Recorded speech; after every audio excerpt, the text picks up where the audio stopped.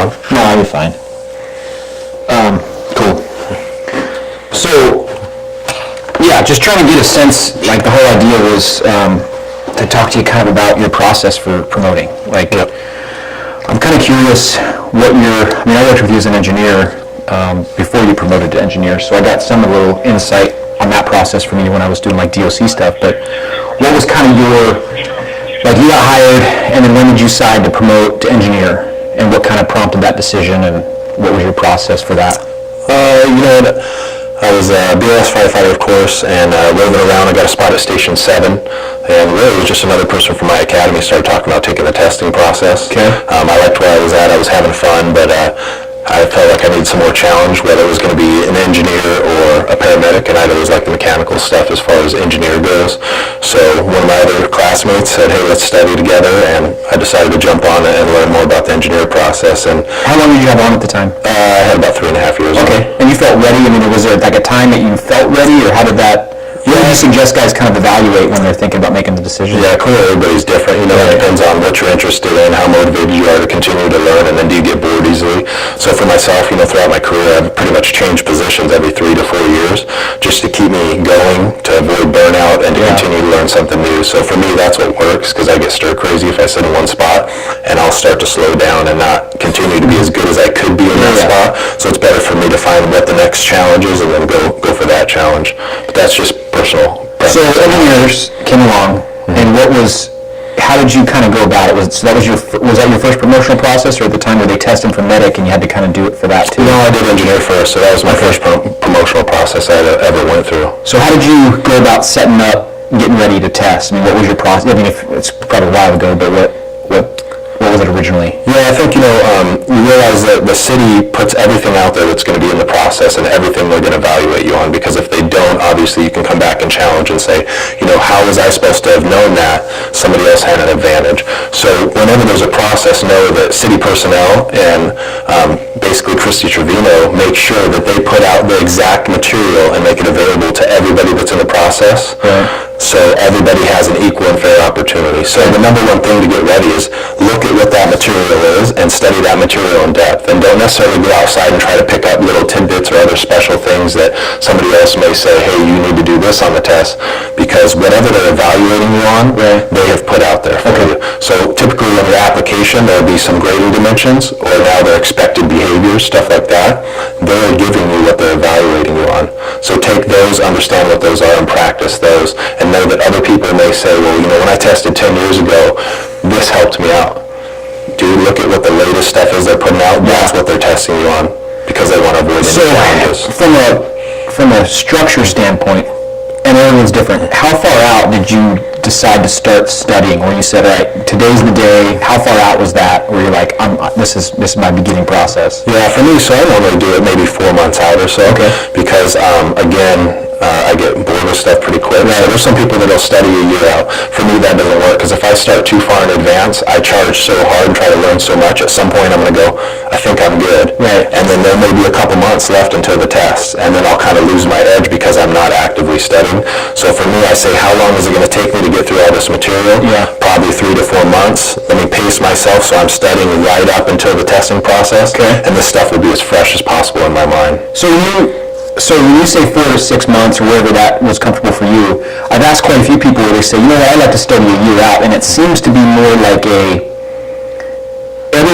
people that are really successful, because I think you were number one on the engineers list. Okay, so all the number ones that seem to have something in common was the hours that are spent in the process. And it seems like, and I don't know if this is yours, but you may have only been studying for 4 months, but the hours you put in those 4 months may be the same that somebody that studied for 9 months. They just didn't.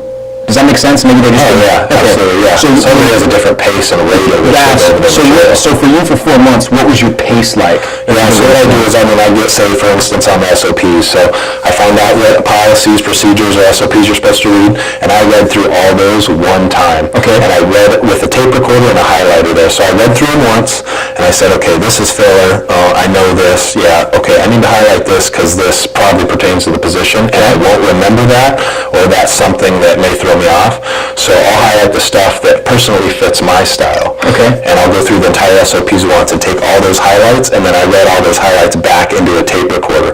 So I really only Just the read highlights. just the highlights. So I only read the SOPs one time, and I realized what was filler, what I already knew. Then I went through the highlights, read them one time into a tape recorder, and then listened to the tape recorder nonstop everywhere I went. So whether I was in the gym, at work, driving my vehicle, I stopped listening to the radio, I stopped listening to music. All I listened to was SOPs of my voice, which is boring and monotonous, but it worked for me. So for 4 months, you were, I mean, it was every day, hours. Yeah, and that worked for me because I learned with studying with other people, you know, you'll split these responsibilities and, Yeah. you know, hey, you do this SOP and I'll do this SOP, or you put these flashcards, I'll put these flashcards. But everybody has a base amount of knowledge that's different than somebody else, Right. and they have different things they don't know. So if me and you were going to study together and I said, Chris, you do the 200s, I'll do the 300s, you may create all these flashcards on stuff that I'm like, yeah, I already know that, that's gee whiz. That makes sense. Or I don't need to know that. Why would I study that? I already know that.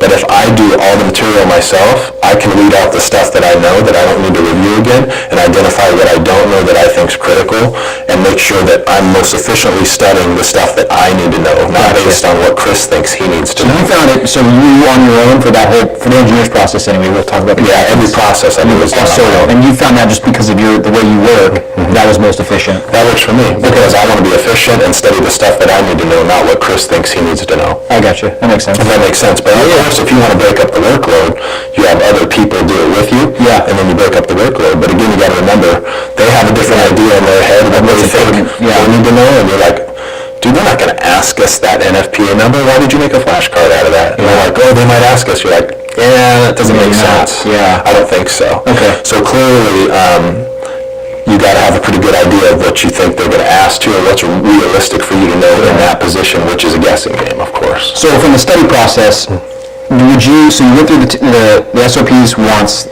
would you do the 200 series, highlight, and then go back and record the 200 series, or did you do from front to back, straight through? Yeah, I went straight through, front to back, highlighted, kept them all off to the side. Now that was before we had, we had computers, of course, but we didn't have all these flashcard makers and all these other by hand, yeah. Yeah, it was by hand, but clearly now you could go in and you could even highlight, cut and paste into your own Word document. They have these flashcard makers where you can make your own flashcards. But I think the bottom line on that, for me, what makes the most sense is me doing all the work, because then I know I'm studying the stuff that I don't know that I think is important. That makes sense. So when you do the written, so you have everything recorded, your study time for the written, did you kind of isolate that to the in-between time, so driving, going to the gym, and then focus on shift, on driving, the pumping, all the stuff that you could focus on, or did you study on shift with the written too? Well, backing up a little bit with the written too, while I was doing all the highlights, all the reading, I did all that at the station. Okay. So I just didn't watch TV anymore. And, Okay.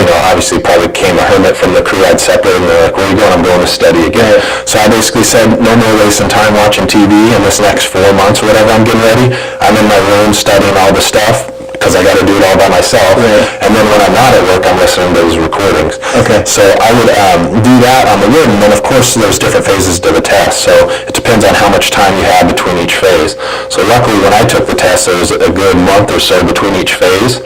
So I'd hit the written super hard, but then anytime I could meet up with somebody and gather some interview questions, some interview thought processes, or practice some pumping, I did a little bit of that stuff and started to gather my resources for the next phase, but I didn't focus too much on that next phase until I finished the first phase. I gotcha. So I didn't like cold turkey jump into the next phase. It wasn't like I did all written stuff and then finished that and then jumped into pumping. I was kind of already gathering material for pumping, just not focusing on it too much. So then once I finished the written, I'm like, here's all the pumping stuff I gathered. Okay. Time to hammer this out hard. And So the now material was there and ready, you just hadn't really been putting it in the I bag. hadn't been putting it in the bank and studying it, but I was gathering the material. So when it was time, I was already up and running. So now it's changed a little bit. It seems like the process moves a lot quicker. Yeah. Would that change your study habit, or do you think? Yeah, so clearly, there's no way, if the process is only 2 weeks apart, and you really want to be dialed in, it'd be probably pretty hard to squeeze all that in 2 weeks, so you may have to front load on the front end and get a little more in depth to all the phases without neglecting the most important first phase at the beginning. Yeah. And so many people, put off the multiple guess or the multiple choice thing. You're like, well, I'll get through that, but I need to be really good on my tactical. But you gotta remember the base of the whole test is the policies and procedures and the SOPs, because every other phase is graded based on our policies and procedures. That's a good point. So if you don't get those dialed in, because you're like, well, I just won't read the safety officer book, or I won't read this SOP, somewhere later they're going to grade you on that, not just on the written. So that's why you want to know as good as possible, because for the whole process. Yeah, because then they ask you an interview question based off of the policy of a book that you just said you didn't want to read. Yeah, well, at the end of your tactical, say they happen to ask you questions, what they have in the past, they don't necessarily do as much now, but they could say, tell us about the fireground factors and which one were the most important to you. And Yeah. you're like, I didn't really study that in my SOPs and tacticals. I never talked about fireground factors. I just ran radio traffic and scenarios. So when you say you weren't focusing, you didn't really mess with each part of the test until then, because you had that nice little gap. So from a written perspective, knowing that you were kind of going to start tying in the policies and procedures and the safety officer book and everything else that was relevant, in the back of your mind, were you always kind of thinking, how this might apply to an interview, but just not maybe going through the oral interview questions? Or were you totally isolated on the written? No, so definitely reading the personnel policies, procedures, all that kind of stuff, especially when it comes to the captain's process, or even on the engineer's process, when you're like, what does a junior officer, what's their real role here? Yeah, not just, I got to be a good pumper and know the driving rules, but what are some personnel issues, or where am I going to be the liaison in between some of these issues? So I really focus on those policies or procedures, so I'm like, okay, I definitely know the DUI policy, because they may give me a scenario in the interview at the end of the test about this DUI policy. So as I set all those things aside, all those highlighted stuff, and put the recordings into the tapes, then I'd take those policies and I'm like, dude, this could be in an interview question later. Move this policy over here, and I'll study that in my interview pile when I get to the interview stuff. So the whole time I'm gathering stuff for the next phases, focusing on it. But again, you have to have the foresight and the perspective from talking to other people on like what they may ask. Right. So then when you're on shift, how much, so let's say you had done the written, and then how much were you allotting every day on shift for like the driving and the pumping? I mean, what was your, you doing every day? Or almost every day I was doing something. I wasn't necessarily out there pumping every day, but every day pretty much I'd be in the bay doing a dry run, just messing with the pump panel, going through the truck check, going through like what each thing means, practicing the truck check, thinking where can things go wrong, where are they going to try to trip me up. So doing a lot of stuff by myself, but then of course you have to have an engineer to kind of run you through the process. So I do all that stuff on my own in the bay, and then luckily enough, I'd have an engineer that was good, and they'd say, all right, let's do a dry run in the bay, and then we turn up a stereo and try to do a dry run out there. And then, of course, I took every opportunity to go out and pump and stuff like that.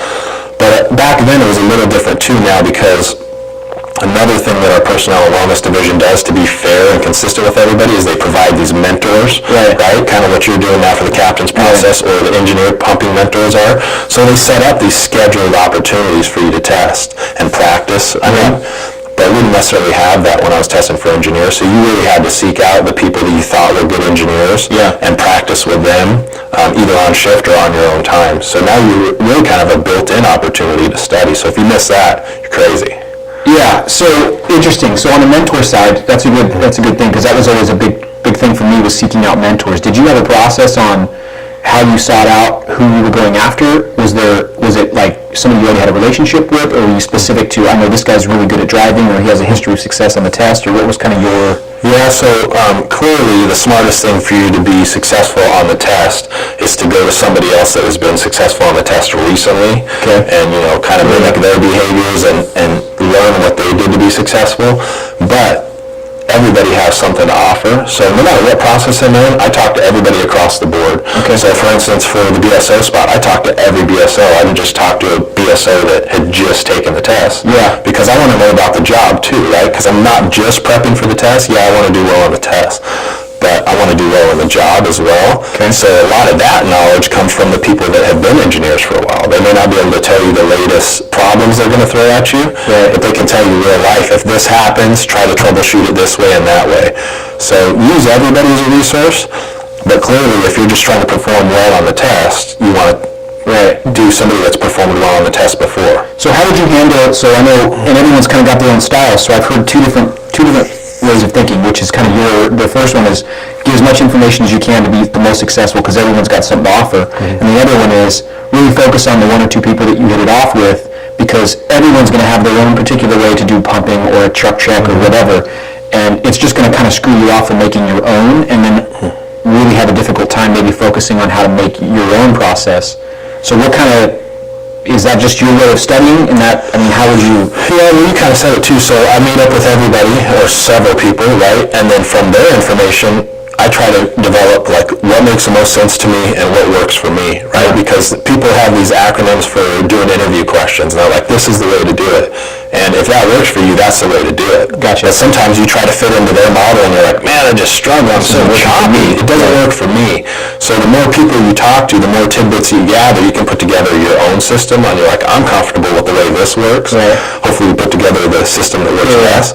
But if something works for you, you're probably going to perform better on the test because it's not going to be so forced during it. Gotcha. So clearly, somebody else that has a good process that just tested well, if their process works for you, it'll probably work out well. But you got to do what works for you. Don't feel forced into somebody else's process that doesn't feel right for you. So when you were taking the test, there's another mindset where you have some guys that say, you know, for somewhat close to the test, you know, I want to be really good at the position, but for the last 2 to 3 months, maybe I don't want to drive, or I don't want to, you know what I mean? They're trying to get more specific on the testing process. Did you find it more beneficial to, for instance, not ride in the front seat before a captain's test 2 or 3 months? Did you find it more beneficial to set up in the front seat, knowing that real life versus testing life might be a little bit different and throw you off? Yeah, no, I always wanted to do it all the way up. Drive-in, captain seat, all that. That was your... Because then when I go into the test, I'm like, I've been doing this every day. Yeah. It's not awkward or weird. So when I'm driving a pumper every day practicing, and then I go out to drive on the track, Just feels like I've been driving every day. Yeah. But if I stop driving for a couple of weeks, I'm like, no, I'm focusing on interview stuff now. All of a sudden, when I go out to drive, and it's been several weeks, I'm just not as comfortable. I gotcha. So for me, I do as much as possible all the way up to the end, so it feels more comfortable when I get out there. Yeah. Okay, so let's switch gears a little bit now. So that was kind of the engineer's process. So let's switch gears to the captain's process. What would you say was kind of the biggest difference, or did you see a difference in either your preparation or the process in general between engineer and captain? Did you do it any different? Did you feel any different? Not too much different. Did the same thing with the SOPs and recording them. Again, didn't use anybody else's study material. I had people that took the test before that did well, and they're like, here's my material. Okay. And when I look at it at the beginning, I'm like, oh, this is pretty good. He's got some pretty dialed in notes. And then I'm like, well, I know that. I don't know that. That's good.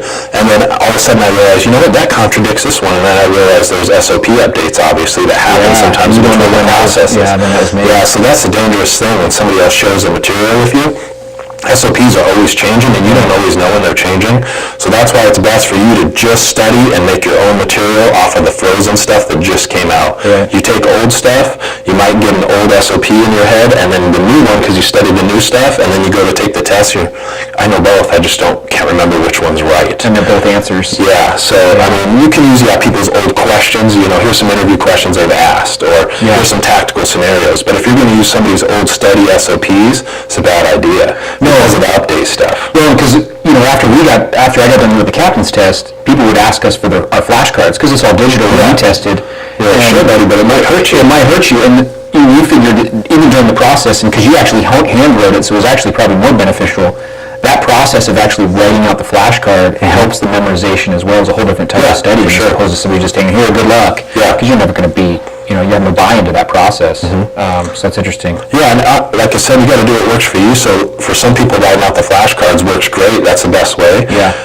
For me, I think I'm too impatient and I just want to write fast or something. I don't know. But the recording works good, and I learned that when I was getting hired, because I still remember several things off the Phoenix Fire test that I took over 20 years ago. I can still recite, you know, their internal relations guide and all that, and that's because I listened to those recordings so many times. It was like 45 pages and you could just memorize it. Yeah. So that's what worked for me. But again, some people may be like, I cannot listen to a recording. I need to study flashcards. So moving forward on the captain's test, I did the same process on the written stuff. When it came to the tactical, I tied up with people that did well before, but then I also tried to reach out to people that had been involved in that process for the last several years. Like developing the test, or what do you mean in the process? On evaluating the process. Okay, so selling the boards and all that stuff too. Yeah. So clearly that's something that you can't wait till last minute or do it like, I can't talk.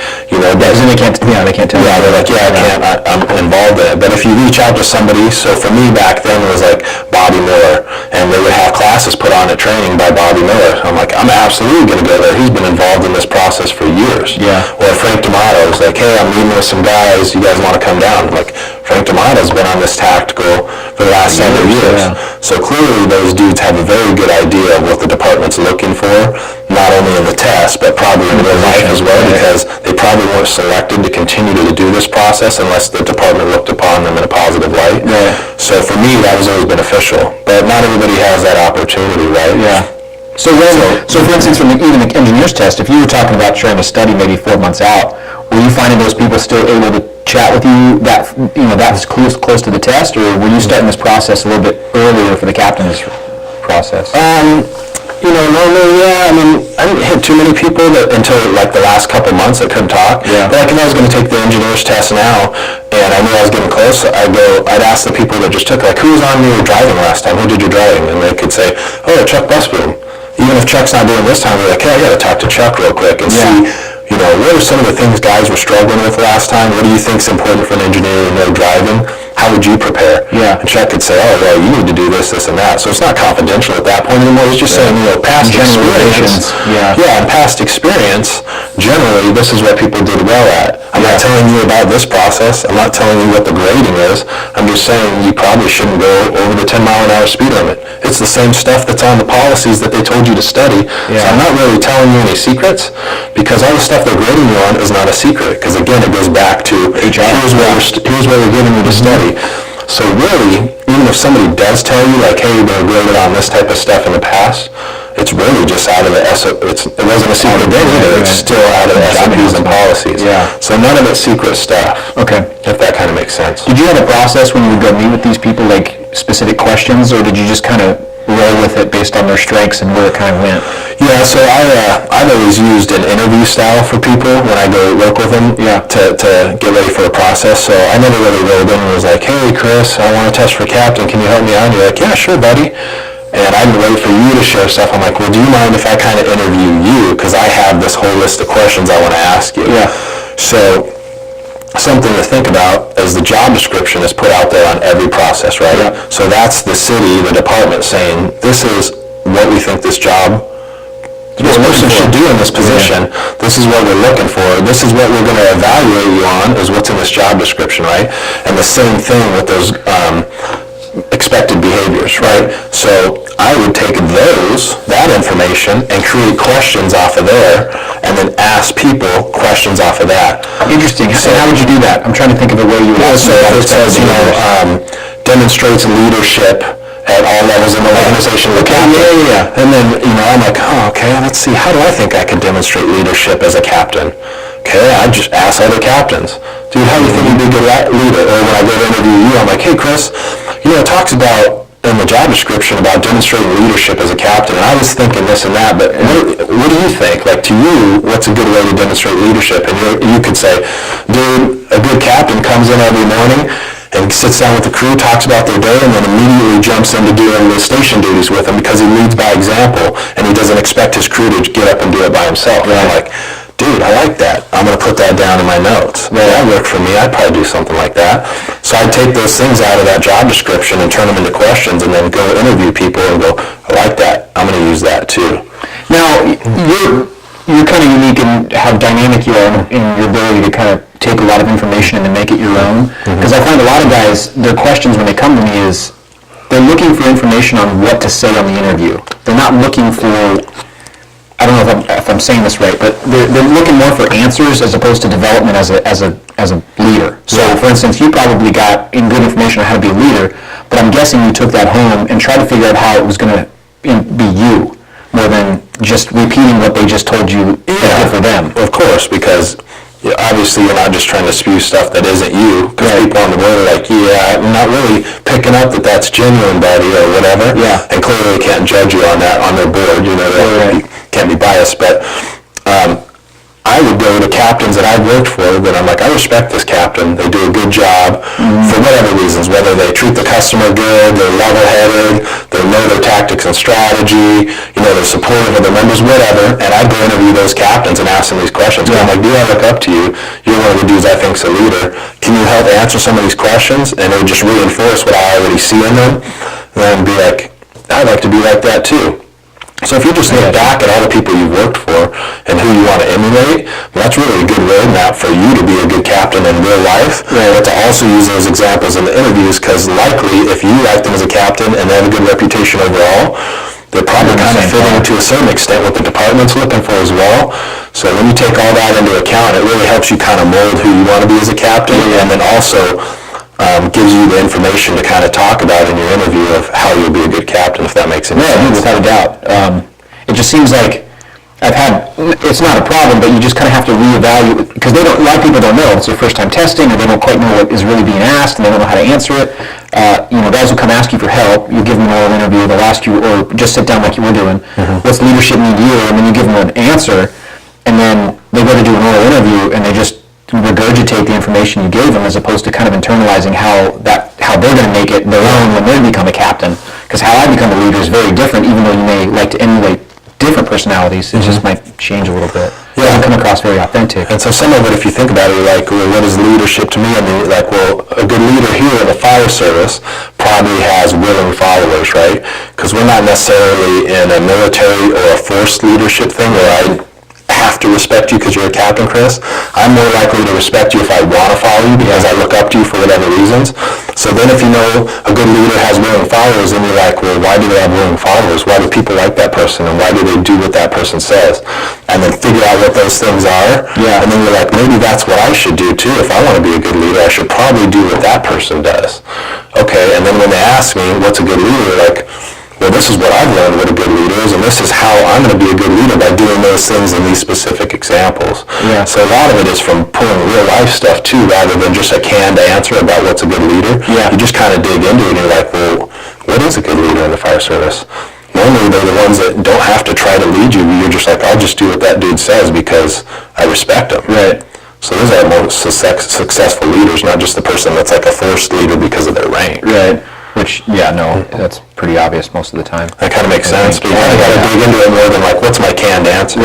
Which seems to be some of the So when you were trying to think about, so on the interview side, when you were developing out kind of your answers or your structure and how you were going to do it, did you find it more beneficial to do mock orals and kind of focus on the procedure of the mock oral, sit down, 5 answers, some prep time, and then giving an oral in front of people? Or did you find it more beneficial to kind of talk to people, get content, structure, and then limit, be more, structured in how you would set up your timing for when you would do a mock oral?